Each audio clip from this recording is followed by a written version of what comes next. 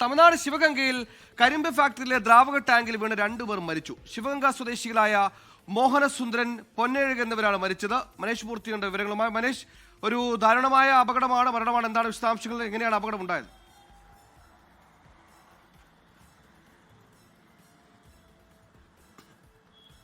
സുഹൈൽ, ഇന്ന് രാവിലെയാണ് ശിവഗംഗ പടമത്തൂരിലെ കരിമ്പ് ഫാക്ടറിയിൽ ഒരു അപകടം ഉണ്ടാകുന്നത്. ഈ കരിമ്പ് പഞ്ചസാര ഫാക്ടറിയാണ്. പഞ്ചസാര നിർമ്മിക്കുമ്പോൾ ലഭിക്കുന്ന ഒരു ബൈ പ്രോഡക്റ്റാണ് ഈ മൊളാസസ് എന്ന് പറയുന്ന ദ്രാവകം.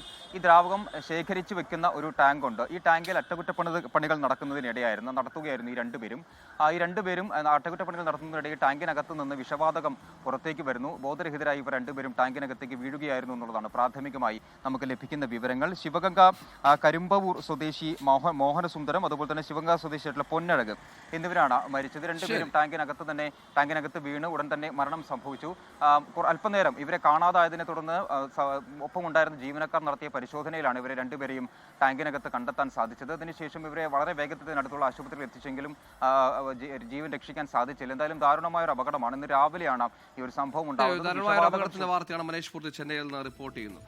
ലോകത്തെവിടെയായാലും ഏത് സമയത്തും 24 വാർത്തകളും ഓഗ്മെന്റഡ് റിയാലിറ്റി പാക്കേജുകളും എക്സ്പ്ലെയിനറുകളും വിശദമായി കാണാൻ ഞങ്ങളുടെ യൂട്യൂബ് ചാനൽ നിങ്ങൾക്ക് സബ്സ്ക്രൈബ് ചെയ്യാം.